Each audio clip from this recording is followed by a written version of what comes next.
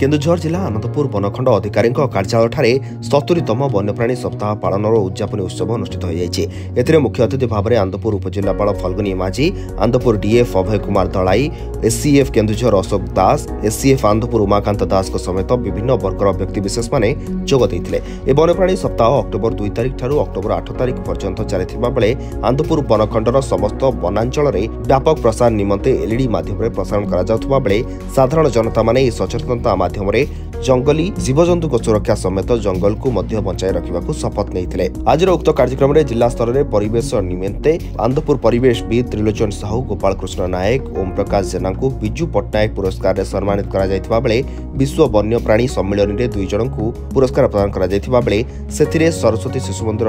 कादबेड़ा, साहारपड़ा, अरविंद महांत, विजय कुमार मुल्तक को सम्मानित करा जायछि। आज कार्यक्रम में विभिन्न गणमाध्यम प्रतिनिधि जंगल प्रेमी माने उपस्थित रही कार्यक्रम को सफल करथिले।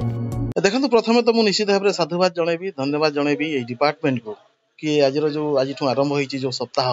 वन्यप्राणी संरक्षण सप्ताह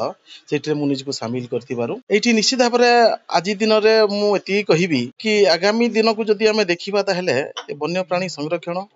जंगल सुरक्षा निहाती जरूरी। कारण मनीष एवं जंगल एवं जीवजंतु समस्ते परिपूरक, समस्ते जने ना अंगांगी भाव जड़ित, तो से समस्ते सचेतन हवा आवश्यक। आउ ये जो सचेतनतार कार्यक्रम जो आगे नहीं फॉरेस्ट डिपार्टमेंट डीएफओ महोदय को तथा तांकर समस्त सहकर्मी को धन्यवाद ज्ञापन कर।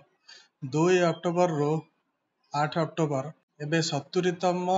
वन्यप्राणी सप्ताह पालन करा जाउछि एवं ए उपलक्षे विभिन्न प्रकार सचेतनता कार्यक्रम यथा आम गोटे हाथीर पुतलिका थाई कि गोटे सचेतनता रथ एवं एलईडी थाई कि गोटे सचेतनता रथ विभिन्न जंगल तली अंचल रे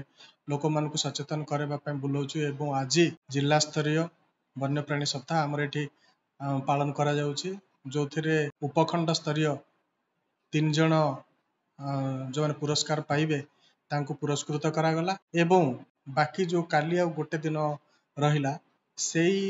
गोटे दिन रे मध्य अन्यर आमर विभिन्न वनांचल रे विभिन्न कार्यक्रम करा जाउछि।